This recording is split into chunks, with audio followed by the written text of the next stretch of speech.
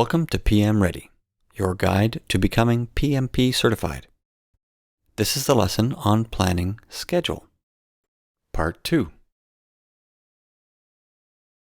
Once you have defined the activities that you need for your project, the next step is to sequence them. The output of sequence activities is a project schedule network diagram. This is not yet a schedule. Recall that a schedule network diagram has all of the activities connected with arrows in certain orders with things that come before and things that come after, successors and predecessors, but it doesn't yet have durations, and so it's not yet a complete schedule. It's the beginnings of a schedule. As you would expect, the outputs of your define activities process are inputs to your sequence activities process, including your activity list, your activity attributes, and your milestone list. Why would the milestone list be important?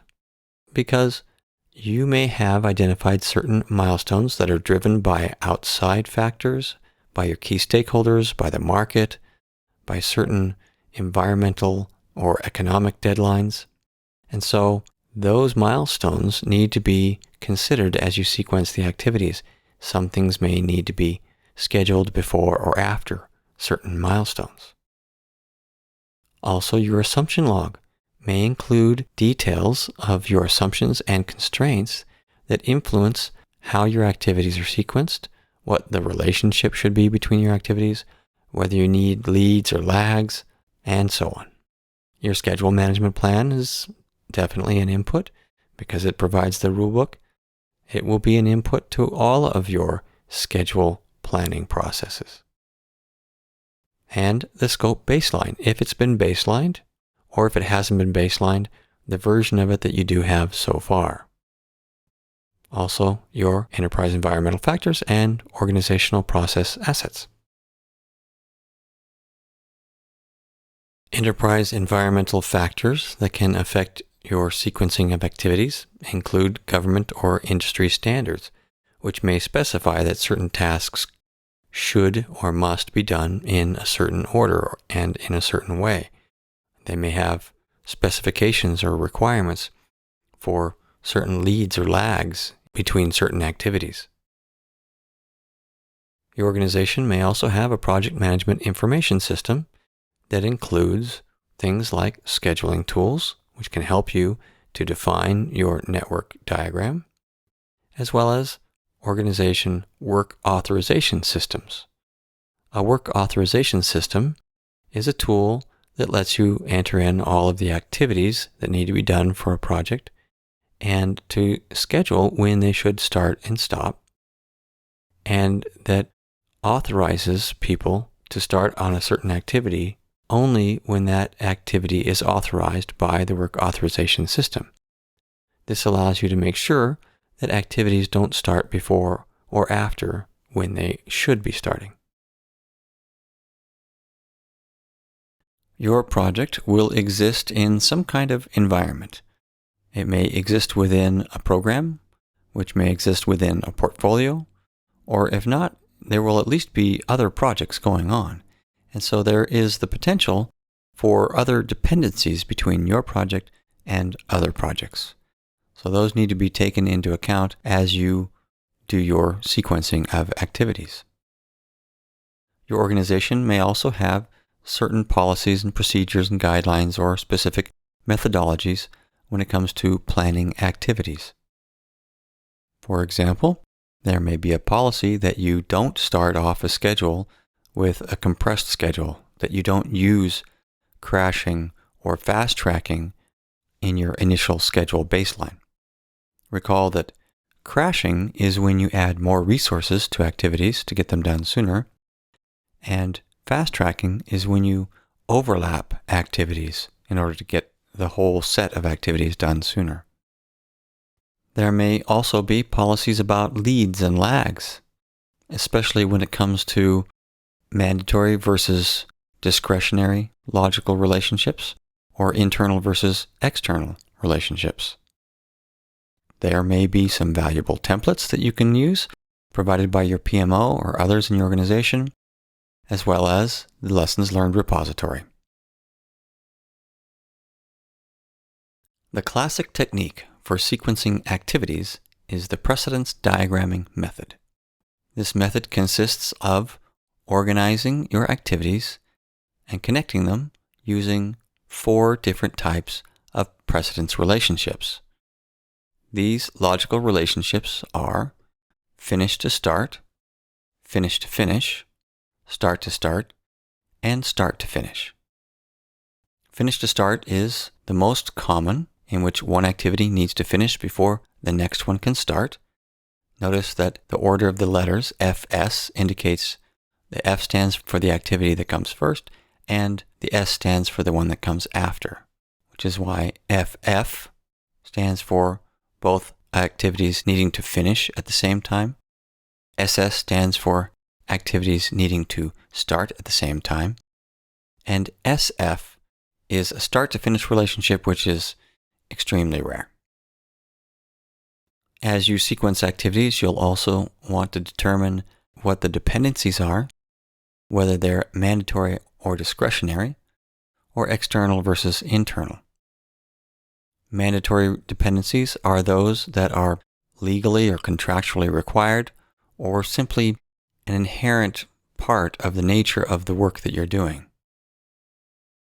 Discretionary relationships are those that are considered best practice or that you'd like to follow, but not necessarily absolutely required. External dependencies are those in which you have activities outside of your project that are connected to activities in your project. For example, there are certain activities in your project that may need a permit or certain certifications or inspections in order for you to proceed. Internal dependencies, on the other hand, are internal to your project, and your project team has full control over those interrelationships.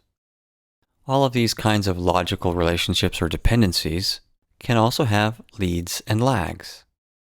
Leads are when you start something sooner, and lags are when you start something later. Sometimes you need to have a lag between activities. There may be a certain amount of time that you need to wait for concrete to cure, or paint to dry, or whatever before you start on the next activity. Other times, there may be a need for some leads, or you may have an opportunity to overlap and have some leads in order to save time. Another tool is your project management information system, which will include all sorts of tools and information, including scheduling software, which may help you to sequence activities and create your schedule network diagram. Finally on the list, I've added expert judgment. For some reason, the PMBOK guide does not include expert judgment in the list of tools and techniques. However, why would you not take advantage of expert judgment of experts in your organization and elsewhere if you can find someone who's an expert in precedence diagramming method or dependencies and leads and lags, or perhaps on the specific scheduling software that you use in your organization that's part of your project management information system? So why not add expert judgment to the list? Again, these lists are not meant to be exhaustive, and there's no reason expert judgment couldn't also be used in this process. When you're done with the sequence activities process, you should end up with a project schedule network diagram. Here's a very simple example of what you should have when you're done. You have activities on the nodes, which is the most common way of representing a schedule network diagram. And you have arrows connecting all of these different activities with different relationships. Most of them are finish to start relationships, such as A to B. A needs to finish before B starts. Others are start to start, like B to C. And others are finish to finish, such as J and L. Your scheduling software should allow you to enter in all of the data about these dependencies and logical relationships and leads and lags and so forth, and be able to generate for you a schedule network diagram based on this information.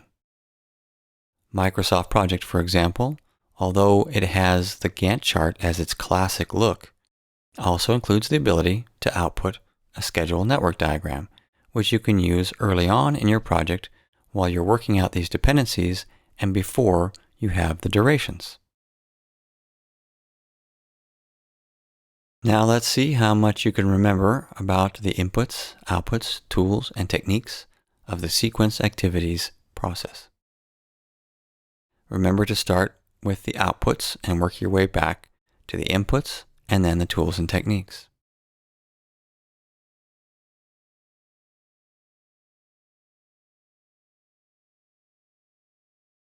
The main output is your project schedule network diagram. To do that, you use the outputs of the previous process, which are the activity list, the activity attributes, and the milestone list. You can also use information from the assumption log. Notice that you have as secondary outputs updates to these documents, which as you're sequencing things, you may come across other details and corrections you need to make to these documents, and so that's why they're an output. As inputs, of course, you have the schedule management plan to provide you the guidelines on how to sequence activities, what tools and processes you should be using, and so on. And you have the scope baseline, which includes the work breakdown structure and other details that allow you to analyze them and come up with what the activities are to complete all of those work packages. As usual, there are many enterprise environmental factors and organizational process assets to consider, including templates and other assets. Your main tool is the precedence diagramming method, which includes dependencies, leads and lags, and you can use your project management information system, specifically scheduling software, to help you put together your main output.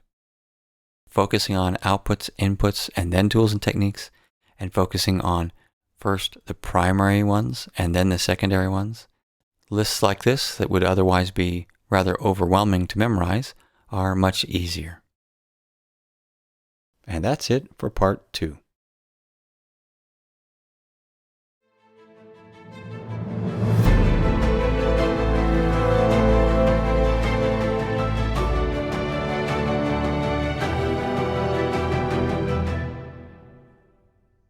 PM Ready is a publication of PM Guaranteed and is based on the Project Management Institute's PMBOK guide.